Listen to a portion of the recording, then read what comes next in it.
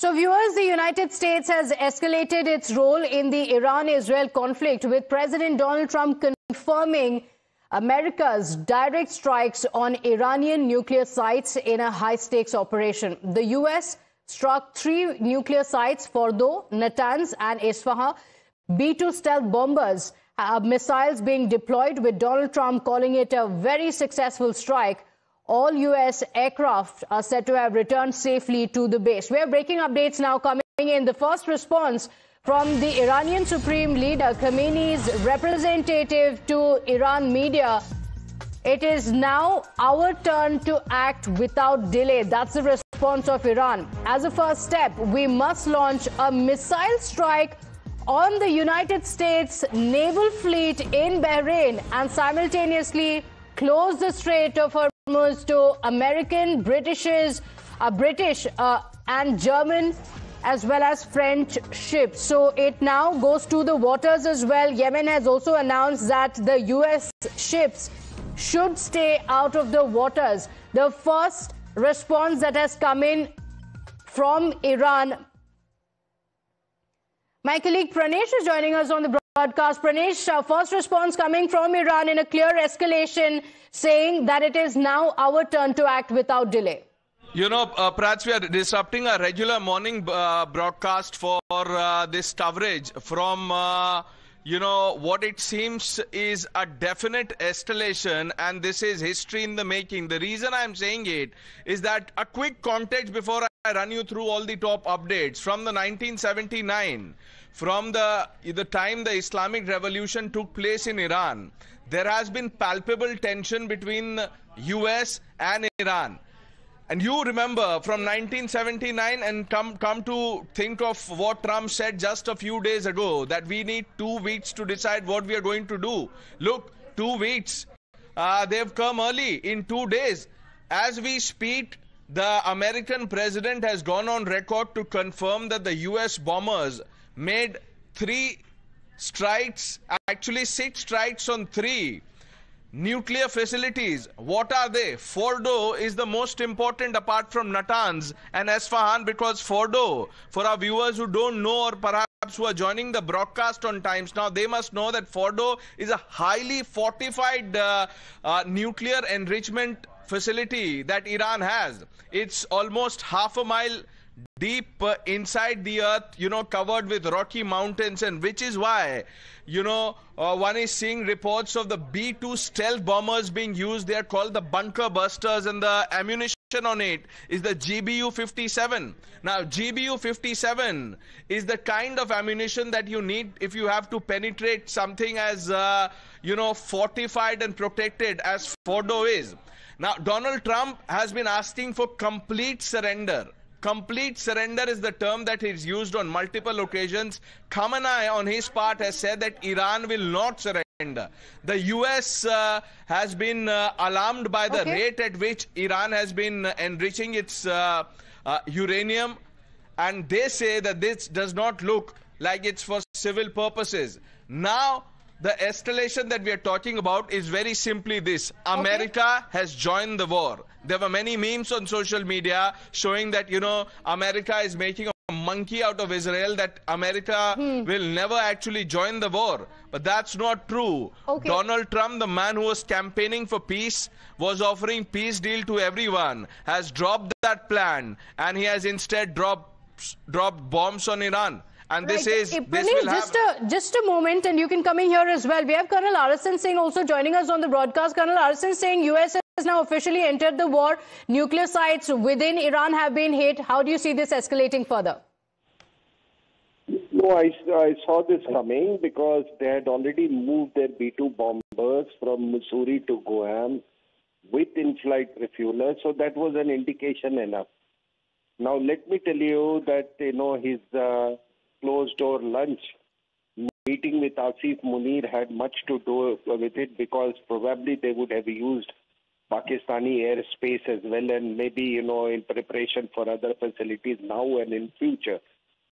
So we must, I had absolutely no doubt that the Americans will pitch in, because right from the planning to deception stage, to execution stage, the Americans were very much involved. Now, what Pranay said that they will take, his statement that it will, I will decide in 2 weeks. It was just a matter of deception.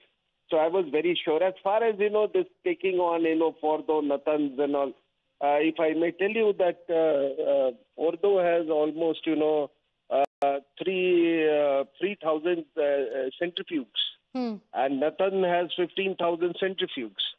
Now, Fordow, is situated near Qom city, and the nuclear facilities, those centrifuges are located much below the ground. And therefore, as Pranesh said, that you required those, GBU 57, yes. ordnance to penetrate that.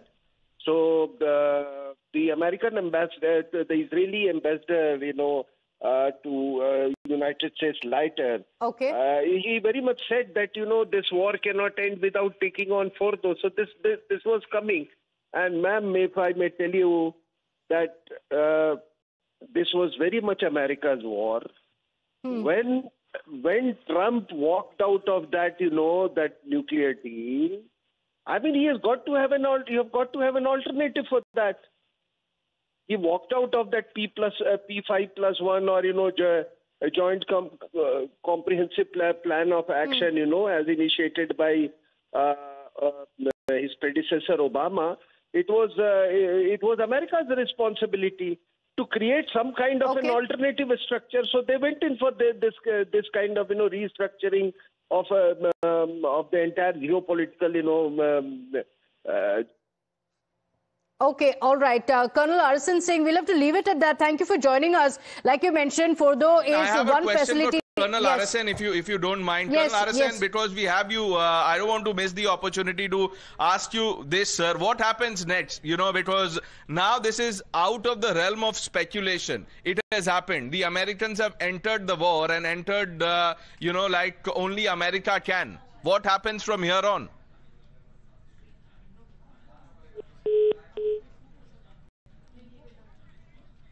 All right, I think we'll try and reconnect that line with Colonel Arison Singh, Pranesh. Yeah, we will have to. Priyank Tripathi is also joining us, Pratibha, on the broadcast. Priyank, you are in Israel, getting us all the updates from the ground. What's the buzz in the air?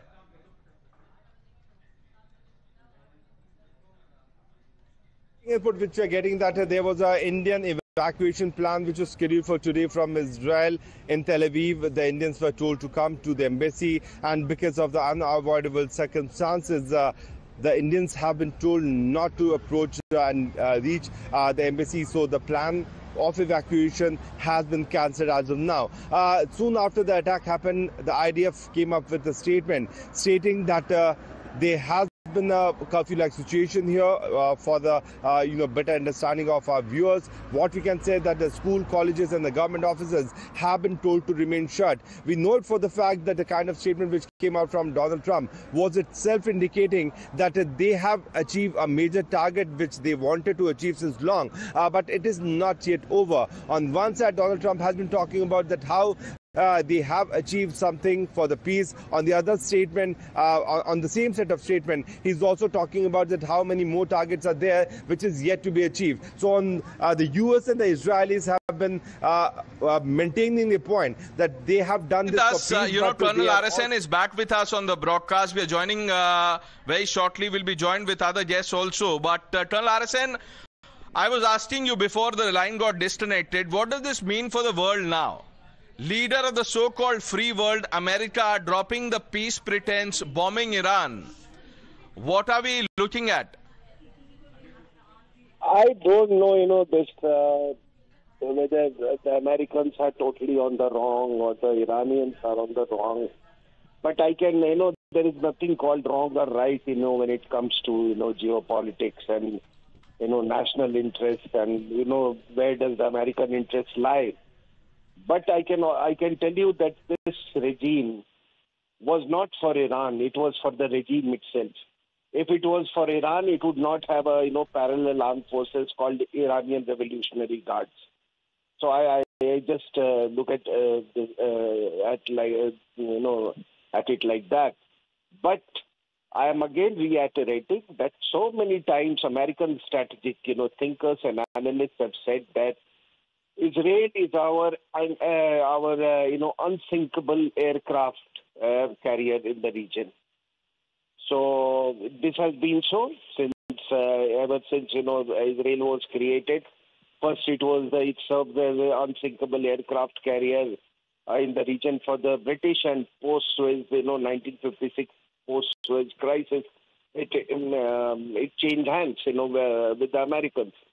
So this was very much coming, and once Trump said, as I said earlier, once he walked out of the nuclear deal, as initiated by Obama, it was very clear that it is America which has to find an alternate, geopolitical reconfiguration or some kind of a, nuclear architecture. So they have gone in for this, and yes, you are absolutely right. It will have.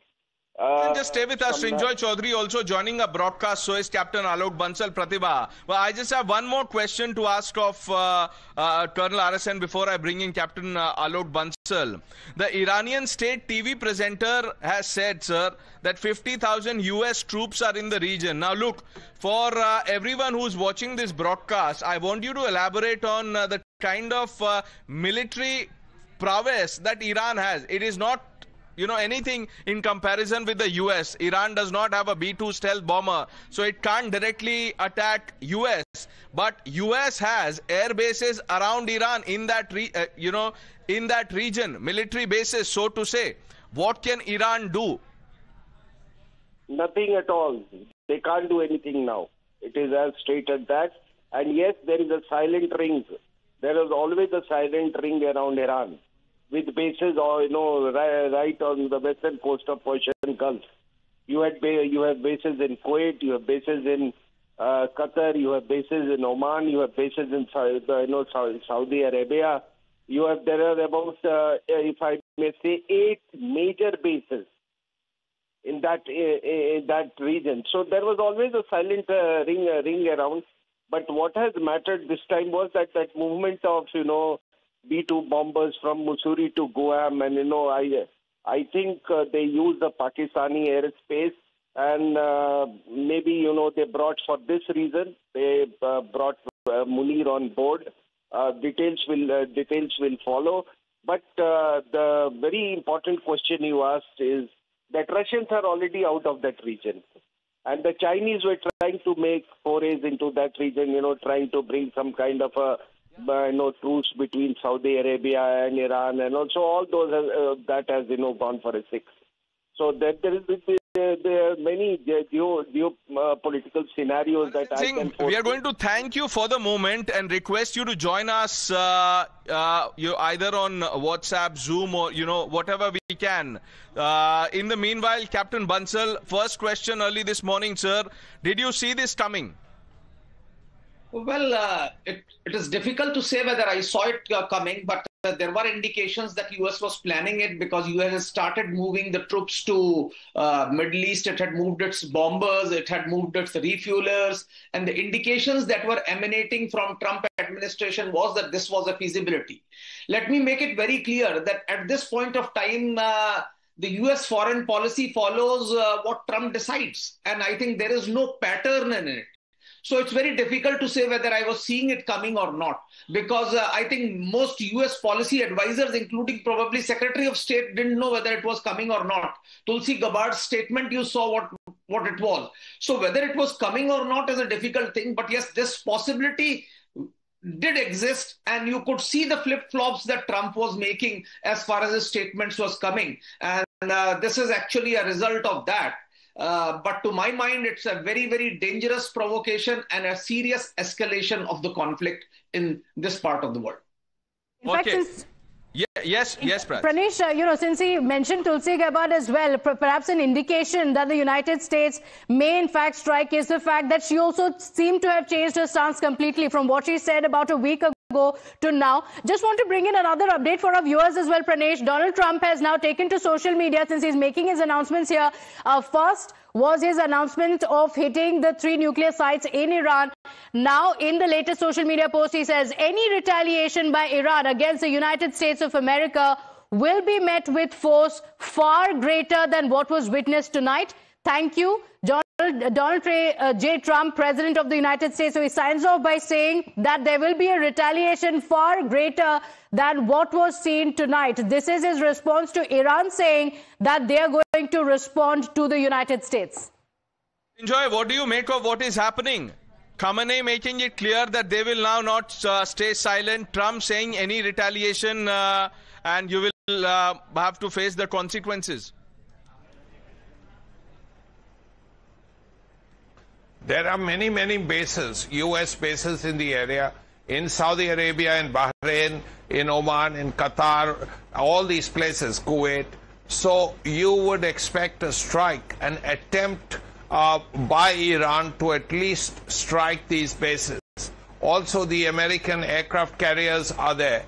So you would expect an Iranian retaliation, because Iran has made it very clear that they will retaliate.